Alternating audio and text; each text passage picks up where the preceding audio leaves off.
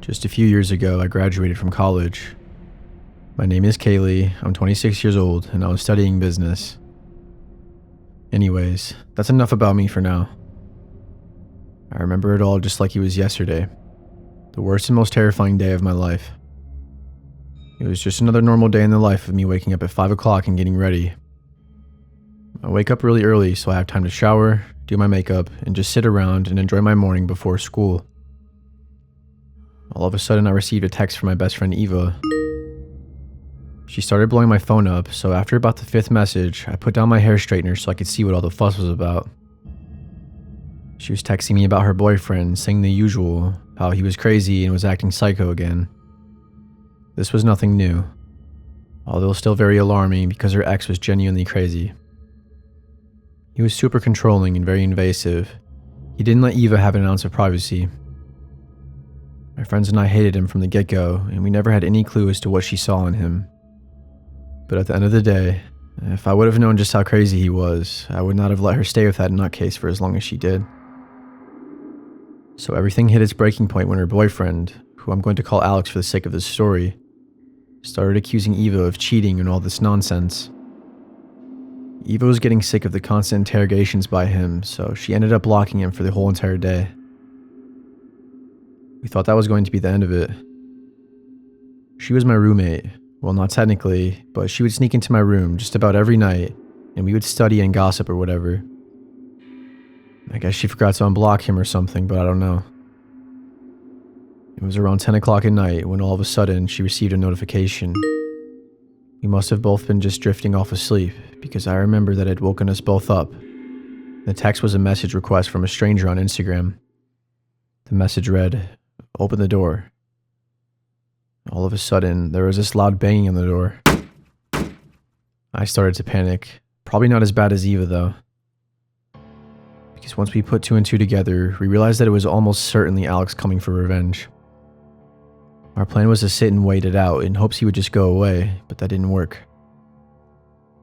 "Let me in, you stupid bitch. I know you're in there. You've just been caught red-handed." The man was practically screaming, and it didn't even sound like Alex, but we knew it was him deep down. Ah! I knew right then and there that we weren't going to get off easy. He had been at the door for probably 5 minutes, and he even started kicking it, trying to break it down.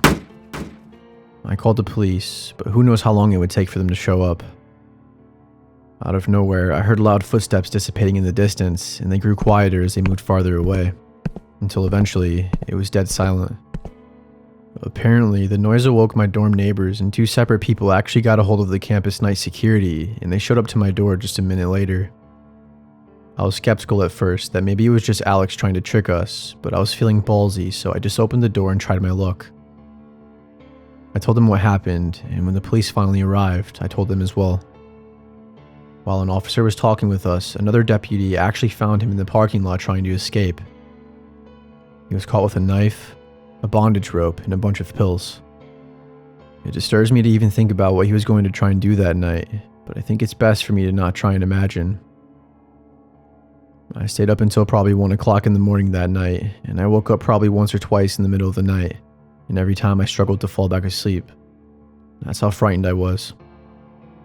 I knew he was in jail, but it shook us up so badly that for the next few weeks, Eva and I stayed in a friend's dorm until we were comfortable with being in our old room again.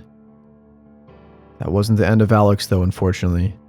Eva broke up with him for good after that, of course, but he would still try to come around sometimes. He was never as violent, but still, there was something seriously off about that guy.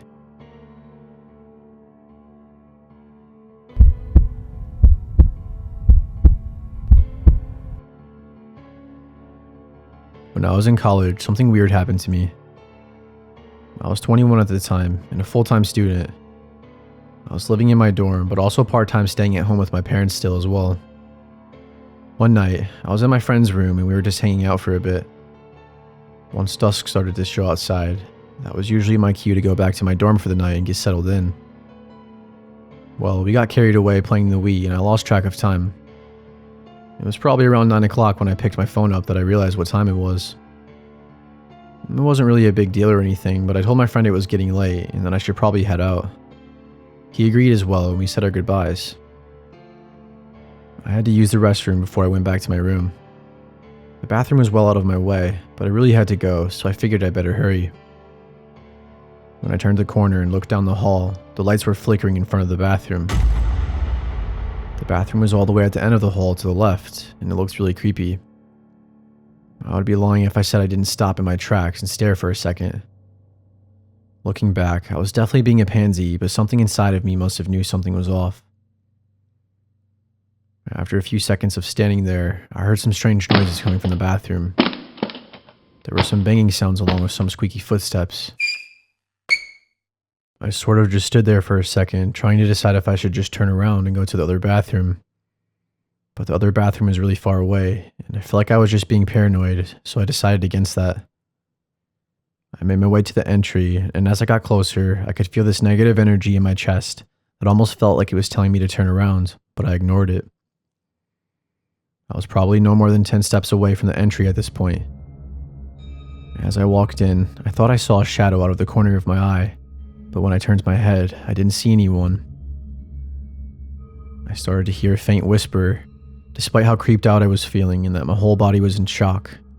I started opening the stalls one by one, and surely, after opening a few, there he was. I had to rub my eyes to make sure I was seeing clearly.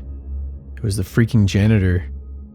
He was sitting on the toilet all tweaked out, and he looked like he had just been through some shit. He was sitting in there doing drugs and was borderline unconscious. He seemed to be going through some sort of drug-induced psychosis, but I'm not an expert. All I know is he looks crazy, and I wanted no part of it. Like your average crackhead you would see on the side of the road in a rough part of town. I always knew he was weird, but geez, I didn't help him either. As a matter of fact, I didn't even say a word to him, and I'm pretty sure he didn't even notice me one bit. That might sound kind of shitty of me, but I really didn't want to get involved. I never snitched on him either. I just did my business in the bathroom and left. By the way, I know what you're thinking. I didn't just leave him there to die. I was almost positive he wasn't overdosing, but just going through it. Either way, it's not my job to look after a 50-year-old man. From the looks of it, he must have been masturbating or something too, because he had his pants pulled down with his underwear half covering his genitals and his hands in his drawers. I was honestly just so creeped out that I wanted to get out of there as soon as possible and never have to think of that shit again. I know I probably should have told someone with authority at school, but I never did. Of course, I told some friends about it though, and the word got around about what he was doing, but no one was really surprised. Besides, he has a lot worse rumors than that to worry about.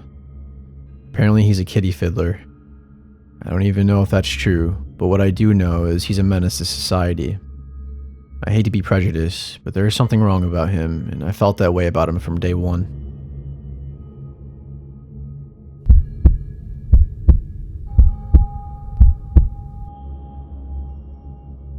One night, I must have just dozed off, because the last thing I remember was watching that OG movie Sandlot. But I awoke in a slight panic when I heard a loud noise coming from outside my room. I was in college at the time, so I was living in a small dorm. It wasn't usual to hear people outside in the hall that late at night. I looked at my phone, and it was midnight. I listened for a second as the noise continued. I waited a little longer, but suddenly it went quiet. I thought it was nothing, so I said screw it and I put my head back down. And just as I was about to doze off, someone started banging on my door. I literally jumped out of my bed. This time pretty pissed off because at this point, I thought it was either a friend or just some random person messing with me. I stormed out into the hall after opening my door, but no one was there. I didn't know what to think, so I just yelled in hopes that they would hear me and that whoever it was knew I wasn't messing around. I shut and locked the door, but I kept my eyes and ears peeled for like 10 minutes. And sure enough, the banging sound on my door came yet again. But this time, with a loud scream from a guy. He was screaming over and over, saying to help him. Once again, I jumped out of bed and I rushed out there as fast as I could, but they were gone again. I was in such a fit of rage that I didn't even think about what I was doing. I just ran looking for them. When you walk out of my door, you can either go left or right, so I tried my luck with going right, because I just had that gut feeling. I had no reason to believe that they went that way, but ultimately I had to make a decision, and at this point, trying anything was better than nothing, as I was desperate to find out who the hell had been messing with me. I walked to the end of the hall and I turned the corner and I saw my best friend Thomas. Coincidence? I think not. What the hell is wrong with you, bro? You seriously freaked me the hell out, I said. Thomas swore he had no idea what I was talking about, but I barely believed him. He was either an incredible actor or it really wasn't him. I honestly wasn't sure what to believe. I think I just wanted to pin it on him and believe that it was him and that it was over. I should have listened to him though, because if I did, maybe I wouldn't have let my guard down so easily and had have gone through the most traumatizing experience ever. I'll never forget the look on Thomas's face as I walked back into my room. He genuinely looks confused. I had to be up really early in the morning though, so I was just ready to get back to sleep. I spent probably an hour tossing and turning in my sheets until eventually I think I started to doze off. When all of a sudden, there was kicking from under my bed. I jumped up and I looked under there, but there was nobody. At this point, I was sure that my mind was playing tricks on me. I was freaking out, so I walked out of my room and I planned on sleeping over at my friend's for the night. I hoped he was awake, as he usually was at this time of night. But as soon as I opened the door and stepped out into the hall, there he was looking at me from the other side of the hallway, staring blankly at me, some sort of sharp pointy object in his hand. I don't know why I didn't just go back to my room. Everything happened so fast. I just made a split-second decision and I ran all the way across the hall and down some stairs. I then hid in the janitor's room successfully without the man seeing me. Still to this day, whoever he was has never been arrested, at least from what I know of. I don't know who he is or what he wanted with me, but he doesn't work for the school or anything because he was caught on camera and nobody recognized him. Somehow he escaped campus without being seen or caught, and no one has heard of him since. Sometimes I wonder if he's done this to other people, and that he's probably still out there. I honest to God feel like he could be a serial killer that has never been caught, or who knows. God was on my side that night.